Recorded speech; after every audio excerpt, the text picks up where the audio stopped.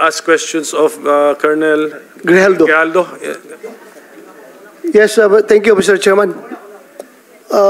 Colonel Grijaldo, isa ka sa mga pinapatawag doon sa hearing sa Quadcom. Yes, Your Honor. Well, pwede mong i-share kung anong gusto mong i-share dito sa committee na ito? Yes, Your Honor. Right. Mr. Chair, Your Honors, sa ating lahat, magandang hapon. Allow me to read my opening statement. Matapos ang House Quadcom hearing na umabot ng 14 hours, dumating ako sa bahay ng madaling araw ng October 23, kasagsagan ng bagyong Christine. Hinihintay ako ng aking pamilya at nag-aalala at di nakatulog hanggang safety akong makauwi. Dala-dala ko ang masamang karanasan at hinanakit sa pangyayari, pero di ko agad nasabi sa aking asawa. Hanggang lumipas ang ilang araw, napansin niyang matamlay at di ako mapakali. Di ko matiis na di ko sabihin sa kanya, kahit alam kong apektado siya at may nervyos ang pag-usapan ay tungkol sa trabaho ko. With great courage, I confided everything to her. Kahit ito ay malaking problema, and it will affect us, and it will change on our normal and simple life. My career for almost 30 years of service, our personal and family safety and security, and maybe I will be condemned or be ostracized. My wife hugged me and started to cry and asked me why. I told her patagal na tayong nagsusumikap and we have to be strong and survive together. Mauna ni ang panahon nga magpakabanata means makialam. Lisod maging witness rata o maging innocent bystander. Maangol gyapon ta o maging casualty tayo. Gipasabot nako sa iya ha. I have to explain to her, kailangan naay mo barog sa kamatuoran. There must be someone to rise up to the occasion. I told her that I have the moral obligation and a call of duty to uphold as police officer. In the eyes of God and in the soul of man, I have to say this, even God was betrayed 3 times. But this time, I have to say this, I don't want to betray our beloved country, our fellow Filipinos, and to God Almighty. I don't want to discredit the men and women of the Philippine National Police, the institution where I belong. I don't want to destroy my beloved alma mater, the Philippine National Police Academy, who molded me with moral values to speak for the truth that I owe, and it's time to give it back the honor and respect. Your Honor, allow me to read my affidavit. Great. Sige. David, Yes, Your Honor. sige, also submit a copy to us. Sige, Yes, Your sige. Honor. Mahaba po yan? Ilang pages pa yan? Saglit lang ho, Your Sige, Honor. go ahead. Okay. Allow me to read, Your Honors, my affidavit. I, Police Colonel Hector U. Grijaldo, third level officer, presently assigned at Personal Holding Administrative Unit, Camp Crame, Quezon City, after duly sworn to, under oath and in accordance with law, do hereby depose and states that I have been dedicated to public service for almost 30 years. And since I took my oath as cadet on June 1, 1995, on October 16, 2024, I was again invited as a resource person in the 9th Joint Public Hearing of Committees on Dangerous Drug, Public Order, Safety and Human Rights, and Public Accounts of the House of Representatives scheduled on October 22, 2024 at 9:30 a.m. I, together with other invited PNP personnel, attended said joint hearing in the House of Representatives. After I answered questions related to extrajudicial killings and the reward system, I was approached by a security personnel while I was seated in one of the witnesses during the hearing. The said person told me that I was summoned by Congressman Dan Fernandez.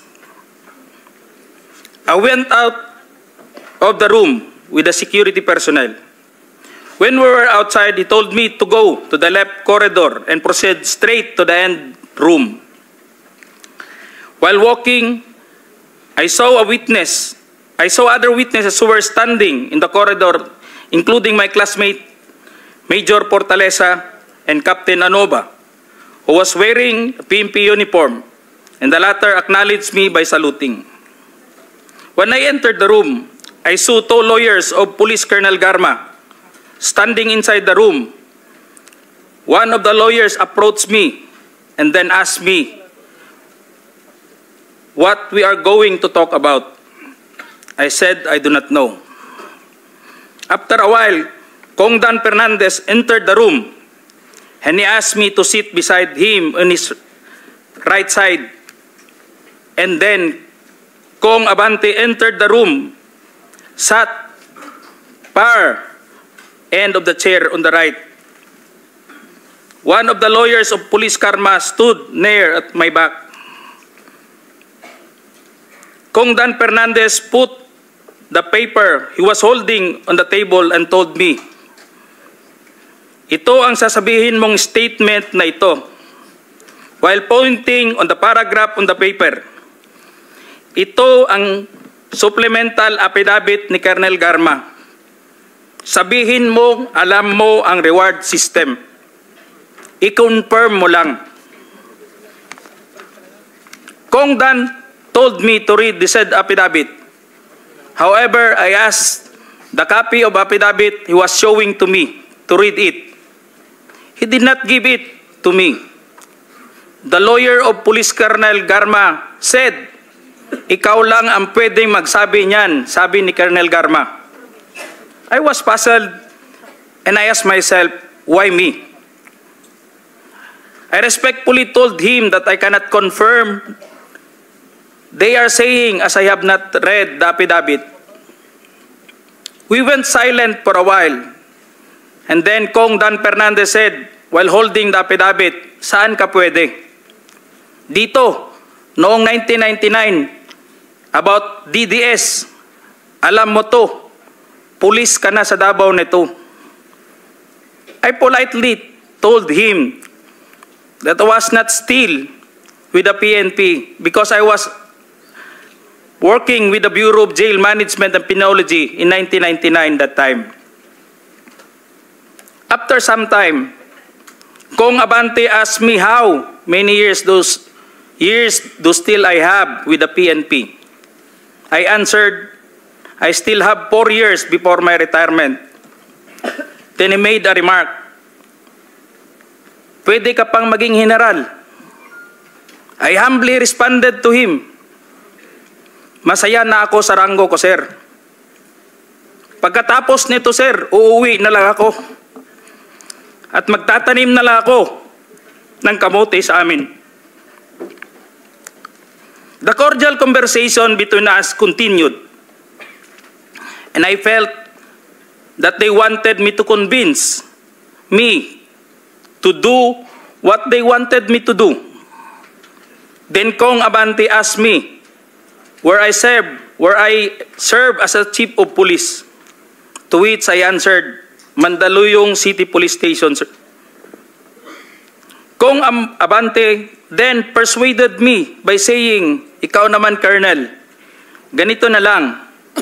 Alangan namang walang insidente o pangyayari sa panahon na yon. I answered, and I served as a COP in Mandaluyong during the COVID-19 pandemic, and there were less crime committed. And we did not receive any reward from anyone. I added that we only received funds, additional MOA or support fund from the Peace and Order Fund of the LGU. I then respectfully told Kong Dan Fernandez that anybody can debunk my statement if I confirm the testimony of Colonel Garma about the DDS in 1999, since I was not a member of PNP at the time. And I have no personal knowledge as to the reward system. Additionally, I said, the work of the policeman are noble and requires great sacrifice, even without the reward or award. It is our moral obligation and a call of duty to serve our country and people. Then Kong Dan asked me, si Colonel Garma, anong masabi mo sa kanya sa Barayuga?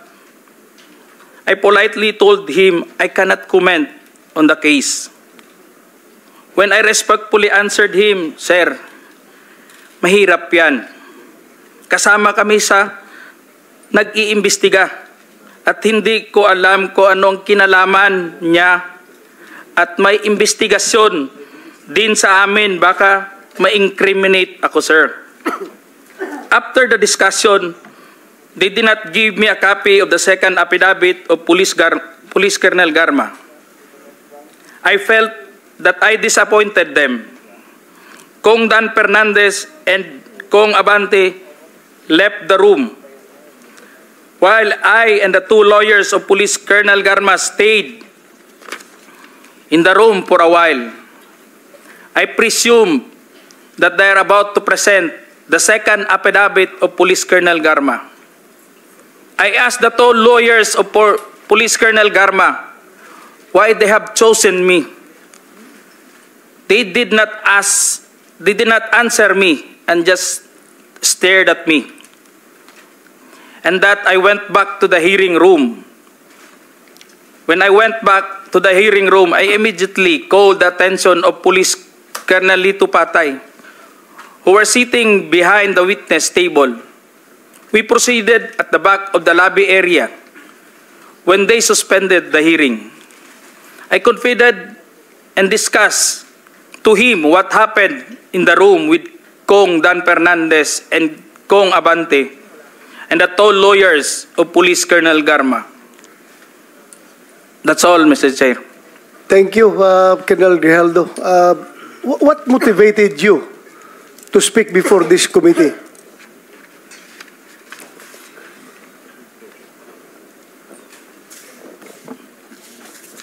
The time, Your Honor, I was insulted and it is very offensive, and I think it is inappropriate for anyone to act like that. Meaning, you feel that you are being coached to make that statement? Yes, Your Honor. I feel I've been corrupted to make that statement, Your Honor. Just because at that time, habang nag-uusap-usap, habang nagkakaroon ng deliberation doon sa hearing, Your Honor,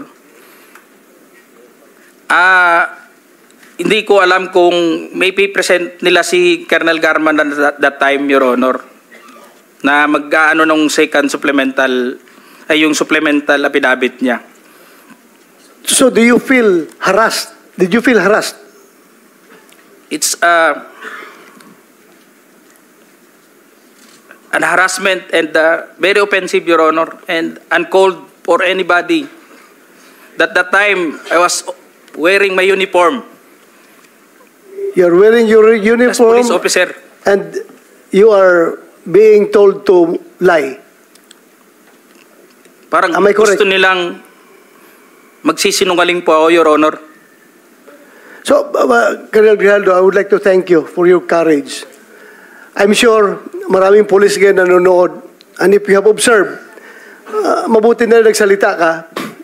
Dahil if you have observed, the way they are treating policemen in the Quadcom, it's very hard. I feel them. I feel them. Because naging police din ako.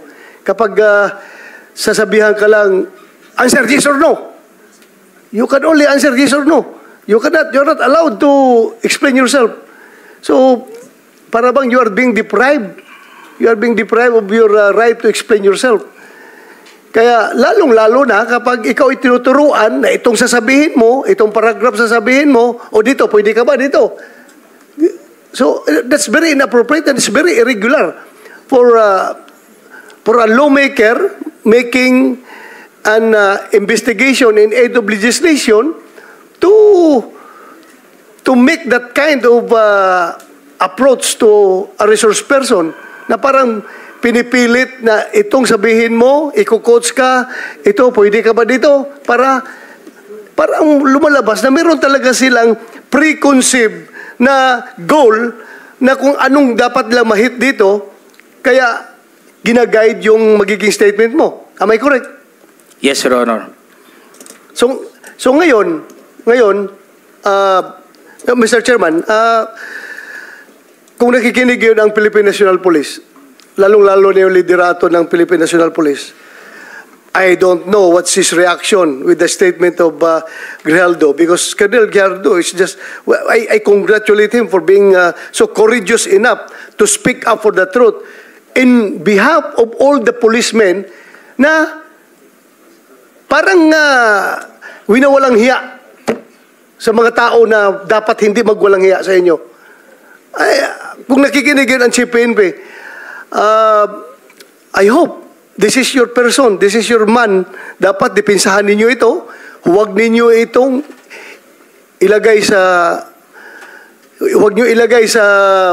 litsunan. Huwag nyo ilitsun itong tao na ito. Because he's standing for the PNP. Na dapat hindi ganun ang treatment ng mga resource person pagdating sa investigation. Kasi parang ang baba ng tingin sa inyo, nag-iimbestiga sa inyo. Yun lang ang nakikita ko, masyadong mababa. That's all, Mr. Chairman. Thank you, Congratulations. And Thank you, would like to Senator thank you for Bato. standing up.